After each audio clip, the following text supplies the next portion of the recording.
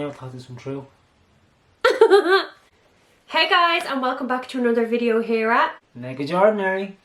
So today's case is a very strange one. It's a true crime case, but it's also embedded in an old urban legend. Before we begin, you may have noticed from our last video that we have changed our intro and outro, and we've changed the channel art. So I hope you like it. If you do like it, let us know in the comments. And we also changed the background, so we now have M and J for Megan and Jordan, MegaJordinary, although you're clearly under the M and I'm under the J, but we move. Super awkward because it looks like an L on camera. It did not look like that when we were recording. We literally thought it was going to be okay. So yeah, we will fix the J next time and it won't be an L. Awkward. Now, before we begin, we want to give our usual disclaimer. All of the topics that we're going to be discussing in this video contain information that we have obtained from the internet and multiple news sources. We are in no way trying to upset or offend anyone, in particular the victims and the victim's family in this case. This video is merely for educational purposes and the information is readily available on the internet for the masses. Also, trigger warning, we are going to be discussing the deaths of young children in this video, so we'll put a trigger warning in before we start talking about it. Again, we're not going to go into graphic details, but it's still a very tragic and upsetting subject to speak about. So today's case is the sad and tragic and also spooky story of the black-eyed children of Cannock Chase. Cannock Chase is a large area of countryside in Staffordshire, England. It's actually a former royal forest. Royal forests were land legally set aside for purposes such as royal hunting. This was back closer to the medieval times. Nowadays there is lots to do at Cannock Chase. It is a huge tourist attraction. It is really popular for mountain bike users to cycle the terrain. It is famous for the flora and fauna and its beautiful scenery. It has also been host to outdoor music. Status Quo once played there. And albeit alongside being known for its beautiful scenery, Cannock Chase also holds a lot of darkness too. Cannock Chase was the scene of 3 murders back in the late 1960s. On the 8th of September 1965, a 6-year-old girl called Margaret Reynolds went missing whilst on her way to school in Birmingham. And then, a couple of months later, on the 30th of December 1965, another little girl vanished without a trace while she was on her way to her grandmother's house. And this little girl was 5-year-old Diane Tift. On the 12th of January 1966, a man that was walking through Cannock Chase discovered the bodies of Margaret and Diane. When the man discovered them, he rang the police, and when the police arrived, initially this man actually thought that it was just one body that he had discovered. When the police came and lifted one of the girls' bodies up, they discovered the other girl underneath, which is just so heartbreaking. It was also documented that just over a year before Margaret and Diane's disappearance in December of 1964, a 9-year-old girl named Julia Taylor was lured into a car in Bloxwich, which is actually the last location that Diane was seen. This man had lied to Julia and said that he was her mother's friend. Julia was sexually assaulted and left for dead. Thankfully, a cyclist passing by had found her and got her to safety after enduring this horrific ordeal. And then in the August of 1967, 7-year-old Christine Darby had been coaxed into a car by a strange man while she was out playing with her friend. And she was right near her home in Caldmore, Walsall. When Christine got in the car and the driver drove away, they went home and told their family and Christine's parents what had happened. Immediately, a search party went underway, and 3 days after Christine's disappearance, on the 22nd of August 1967, Christine's body was found a mile away from where Margaret and Diane's bodies had been recovered. The murder of these 3 little girls sparked one of the biggest murder investigations in British criminal history. On the 4th of November 1968, a girl escaped an attempted abduction near a junction in Walsall. A man driving a green and white Ford Corsair had tried to force the girl into his vehicle. Luckily, a woman had witnessed the attempted kidnap and shouted at the man. He then fled off, and the woman made a mental note of the red plate of his vehicle. The police had linked this red plate to a factory worker named Leslie Morris.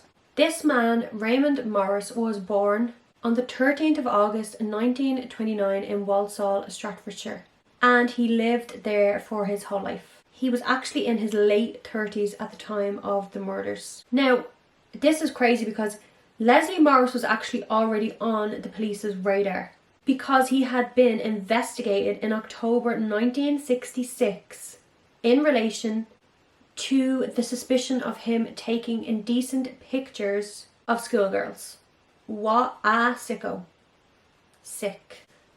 The police didn't find any evidence and therefore he wasn't charged. I feel like we hear the same narrative time and time again in true crime cases. Police know the people were on their radar, they were suspected of something, they couldn't prove it, and then they go on to commit heinous crimes when, it frustrates me so much. And this monster was actually a father to 2 boys and had been married twice. He had been questioned 4 times in 4 years by the police, and they had initially suspected Morris in Christine Darby's murder, as he was driving the grey Austin A55 at the time, and this car was put forward by a neighbour as being the one that Christine was abducted in. He was always changing cars. Morris's wife had said they were shopping all day together on the day of Christine's murder, so the police accepted this alibi. So frustrating. Not many people drove back then. They didn't. It was the late 60s, and then the particular car that he was driving, a neighbour that witnessed the abduction of Christine put it forward. They already had him on the radar. He was questioned 4 times in 4 years. How did was this just let fly? It was all pointing to him, wasn't it? Yeah. So eventually on the 16th of November 1968, Morris was arrested for Christine's murder after a search ensued of his house, and police found indecent images of his wife's niece. Again, what a sicko.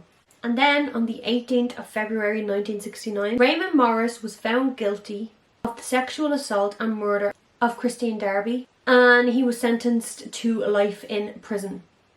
He is still considered the chief suspect in the deaths of Margaret Reynolds and Diane Tift. It's obvious he done it. He died in prison in March 2014, aged 84, and he was one of the oldest and longest serving prisoners in England and Wales. The police officers that investigated him said that he was evil personified and that he had cold, calculating eyes and showed no remorse for what he had done.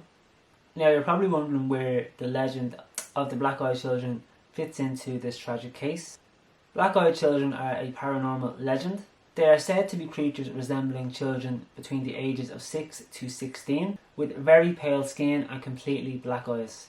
They are typically seen wandering residential areas or hitchhiking along old country roads, like back roads or, long vast roads that would be quite empty. Mm-hmm. Cannock Chase, as we've mentioned, known for its beautiful scenery, terrain, popular tourist attraction, concerts, etc. Also deeply tragic because of the murder of these 3 beautiful little girls. But it's also considered to be one of the world's hottest spots for paranormal activity and supernatural goings on. During World War II, genetic experiments were being done in this forest, so there's said to be a lot of spirits belonging to people that were involved in these experiments. People also claim they seen pigmen, extraterrestrials and werewolves in this forest. So literally every nightmare in Goosebumps that you could think of is in that forest. Yeah. Guess we're not going to Cannock Chase. No. It seems like a very dark place, to be fair. Ghost hunters that have went to the forest because of all the supernatural goings on have reported seeing the black-eyed children from the 1980s onwards. Weird. Some people have claimed to have captured apparitions of the black-eyed children on camera. The man that was in the forest back in 2015, I believe, said that when he was on his walk, rocks started being thrown at him. He looked around, he couldn't see anyone, and then all of a sudden he seen a rock coming from him literally out of thin air, like out of nowhere, no one threw it, and he heard with the wind someone saying, "We're watching." And he actually told this to newspapers. Ghost hunters caught a video of what they claim to be the black-eyed children. So we are going to add it in and we're going to give them credit so that we don't get copyrighted. But yeah, watch this.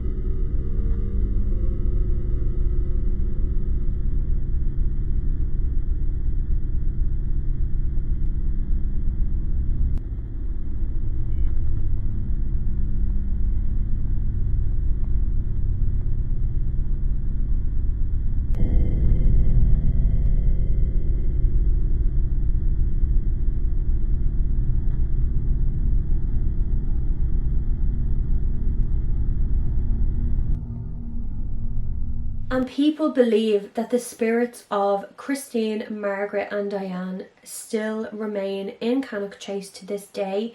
And ghost hunters believe that the black-eyed children that they are seeing are the spirits of these three little girls. I don't know.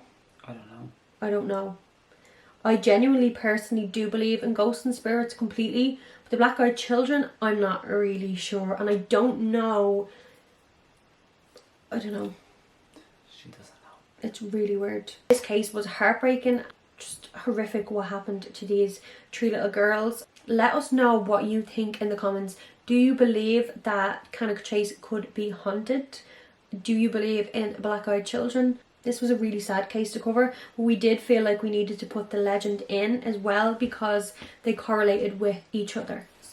So, thanks again for watching this video. If you enjoyed it, please give a thumbs up, hit that subscribe button, and don't forget to hit the little bell and turn on notifications so you don't miss another video. We will see you next time here on MegaJordinary. Bye.